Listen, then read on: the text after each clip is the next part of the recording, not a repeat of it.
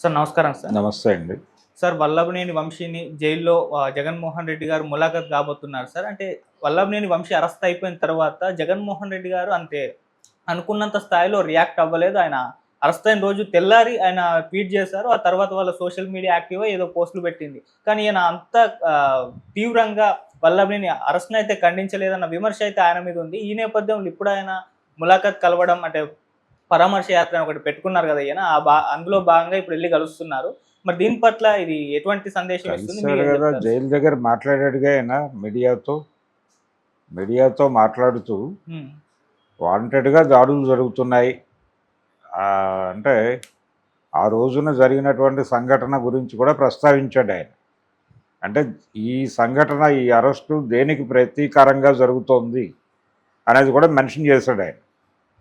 చాలా స్పష్టంగా ఆ రోజుల్లో పట్టాభి మీద వైఎస్ఆర్సీపీ ప్రభుత్వం వ్యవహరించిన తీరుకి ప్రతీకారంగా ఇప్పుడు వంశీని అరెస్ట్ చేశారు అని చెప్పి చాలా స్పష్టంగా చెబుతూ ఆయన ఆ రోజున పట్టాభి ఏమన్నాడో కూడా చెప్పాడు మీడియాకి మరోసారి పునశ్చరణ. ఆ రోజున పట్టాభి మాట్లాడిన మాటని చెప్పి, ఆ మాట అర్థమేమిటో కూడా చెప్పి, అంటే ఒక రకంగా తెలుగుదేశం పార్టీ చేస్తున్నటువంటి, తెలుగుదేశం పార్టీలోనేమో ఇంటర్నల్గా ఒక ప్రెజర్ ఉంది. మనం అధికారంలోకి వచ్చాం అనే విషయం వాళ్ళకి తెలియాలి.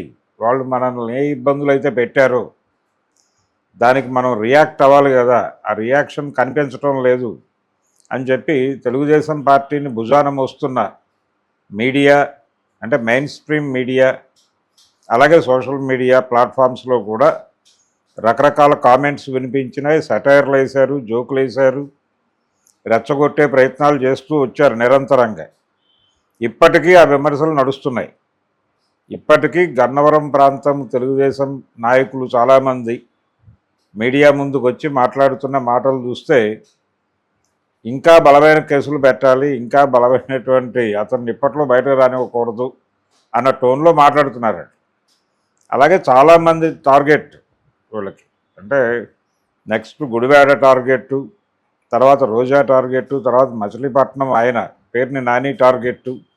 ఆ రోజున ఎవరైతే తెలుగుదేశం పార్టీని విమర్శించారో వారందరినీ అరెస్ట్ చేయాలి అనేటువంటి ఒక డిమాండ్, వాళ్ళందరి మీద కేసులు పెట్టాలి అనేటువంటి ఒక డిమాండ్ బలంగా ఉంది. కానీ చంద్రబాబు నాయుడుకు తెలుసు దీనివలన జరిగేది ఏమిటి అని. అందుకని కొంచెం సంయమనంతో ఉంటున్నాడు. అలాంటిదేం అక్కర్లేదు, మీరు దూసుకుని వెళ్ళిపోవచ్చు అన్న పద్ధతిలో ఆయనకు భరోసా కల్పించడం కోసం చాలామంది మాట్లాడేస్తున్నారు. ప్రభుత్వ వ్యతిరేకత ఏమీ రాదు దీనివలన, ప్రభుత్వ వ్యతిరేకత పోగుపడదు, ప్రజలు కూడా హర్షిస్తారు, ప్రజలు మనకు అధికారం ఇచ్చింది ఇందుకోసమే అని మాట్లాడుతున్నారు. ఈ పరిస్థితిలో జగన్మోహన్ రెడ్డి నిన్న ఇవన్నీ రెఫర్ చేశాడు. ఆయన ఇవన్నీ రెఫర్ చేసి మాట్లాడుతూ, రేపు మీరు ఎల్లకాలం అధికారంలో ఉండరు కదా, మేము అధికారంలోకి వచ్చినప్పుడు ఇదే మేము చేస్తే, అంటే మేము చేశాం కాబట్టి మీరు చేసి, మీరు చేశారు కాబట్టి మేం చేసి, ఇది ఒక సాంప్రదాయంగా మారిపోయే ప్రమాదం ఉంది అనేది కొంత హింట్ చేశాడు ఆయన. ఈ హింట్ ఈ రోజున ఆయన కొత్తగా మాట్లాడుతున్నది కాదు. ఆయన 2014లో తెలుగుదేశం ప్రభుత్వం నడుస్తున్న రోజుల్లో కూడా ఒకసారి ఈ మాట అన్నాడు. వైజాగ్లో ఆయన ఎయిర్పోర్ట్లో ఆపారు, హోల్డ్ చేశారు. చేసిన సందర్భంగా వైజాగ్ అని నేను అనుకుంటున్నాను, వైజాగ్లోనూ ఎక్కడో ఒక ఎయిర్పోర్ట్లో ఆపారు, గన్నవరమా ఎక్కడో చోట హోల్డ్ చేశారు. ఆయన హోల్డ్ చేసినప్పుడు ఆ అధికారుల మీద చిరాకు పడ్డాడు ఆయన. చిరాకు పడి, మీరు ఎల్లకాలము ఉండరు, మేము అధికారంలోకి వచ్చాక మీ వ్యవహారం చూస్తాము అనే మాట వాడాడు ఆయన ఆ రోజున.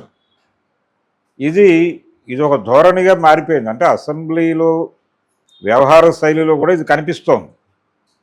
ఈ వ్యవహార శైలి ఎలా ఉంటుందంటే, యువతల వాళ్ళు ఏదైనా క్వశ్చన్ అడిగితే, ఫలానా చోట ఈ ప్రాబ్లం ఉంది, ఎందుకు రెక్టిఫై కావడం లేదు, జనం బాధపడుతున్నారు అంటే, మొన్నటిదాకా మీరే కదా అధికారంలో ఉంది, మీరేం చేశారు ఇప్పుడు అడుగుతున్నారు అంటారు. ఇది కాదు కదా సమస్య, మేము చేయలేకపోయామని మిమ్మల్ని ఎన్నుకున్నారు.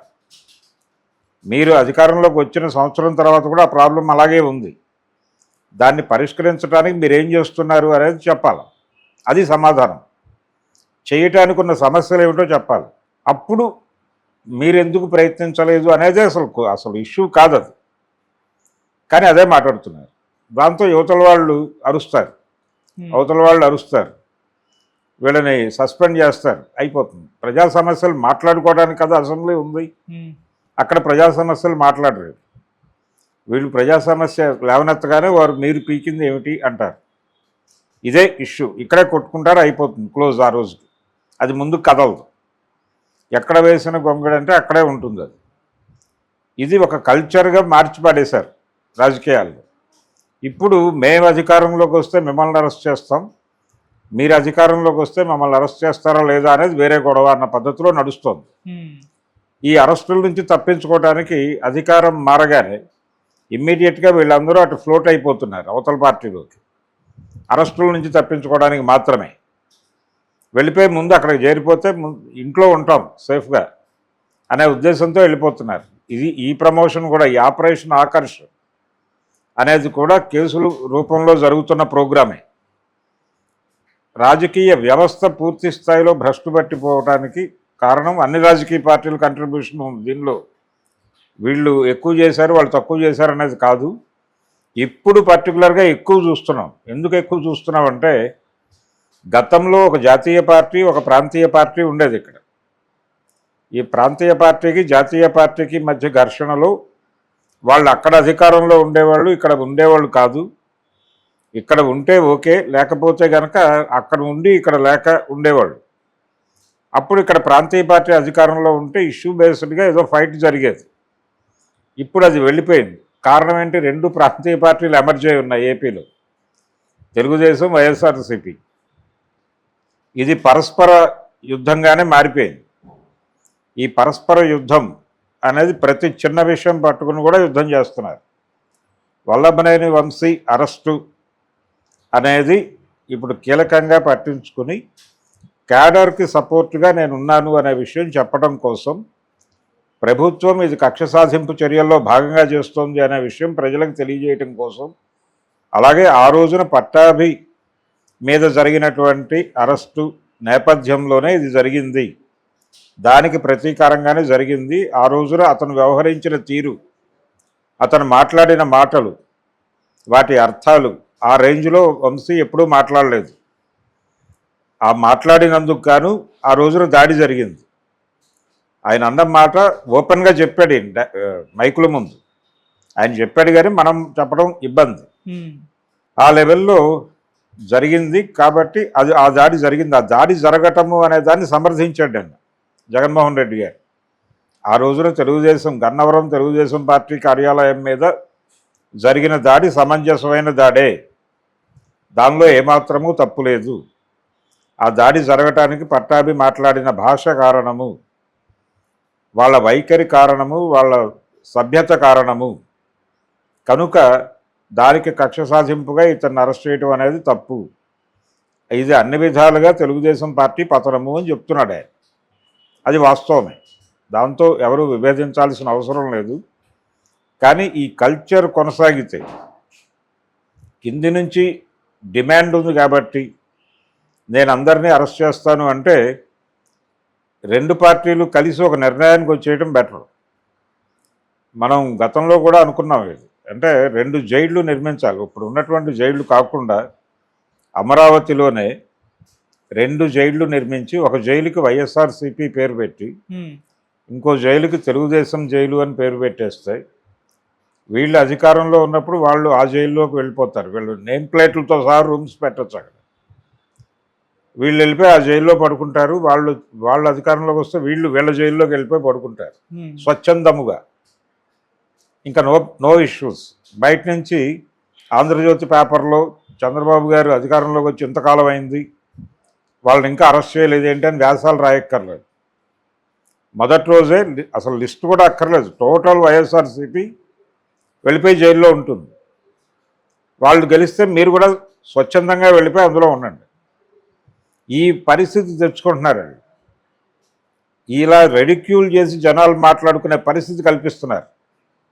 దీన్ని దృష్టిలో పెట్టుకుని వ్యవహరించాలి చంద్రబాబు. కింద నుంచి డిమాండ్ ఉంది కాబట్టి నేను అరెస్టులు చేస్తాను అంటే ఎలాగా? నువ్వు ఒక కల్చర్ని ప్రమోట్ చేయి. వాళ్ళు అరెస్ట్ చేశారు కాబట్టి మేము చెయ్యాలి అని రూల్ ఏం లేదు, మేము చెయ్యం, ఇది మా పద్ధతి కాదని చెప్పొచ్చు కదా. జనం కాదనరు కదా. ఆంధ్రజ్యోతిలో రాశారనో లేకపోతే మరో చోట రాశారనో ఎందుకు వచ్చిన గొడవ నీకు అది? అందుకని ఈ ప్రెజర్ మీద యాక్ట్ చేస్తున్నారు. అది కూడా నేను లైటర్ వెన్లోనే పెడుతున్నాను అని చెప్తున్నాడు ఆయన. ఇది ఇక్కడితో ఆగుతుందని అనుకోలేము. ఇది దూకుడుగా కొనసాగచ్చు. దూకుడుగా కొనసాగి ఆల్రెడీ మొదలైంది, ఆట మొదలైందని మాట్లాడుతున్నారు. ఈ ఆట మొదలైంది అని మాట్లాడటం అనేది ఇండికేషన్.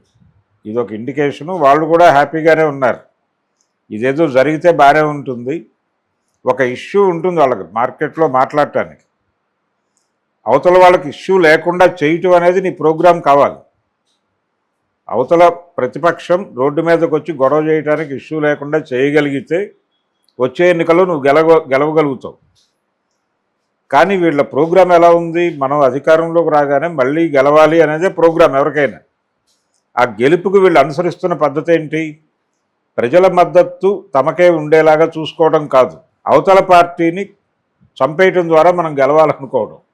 అది రెండు పార్టీలు చేసినాయి ఆ పని. ఓకే, జగన్మోహన్ రెడ్డి గారు చేసింది అదే, వీరు చేసింది అది. వీరే ఒక రకంగా వారికి గురువు. చంద్రబాబే గురువు అన్ని విధాలుగా. మార్కెట్ ఎకానమీలో పరిపాలన ఎలా నడపాలి అనడానికి కూడా వైఎస్ రాజశేఖర రెడ్డికి కూడా చంద్రబాబే గురువు. అందుకని ఈ జరుగుతున్న పద్ధతి మీద ప్రజలు రియాక్ట్ అవ్వాలి.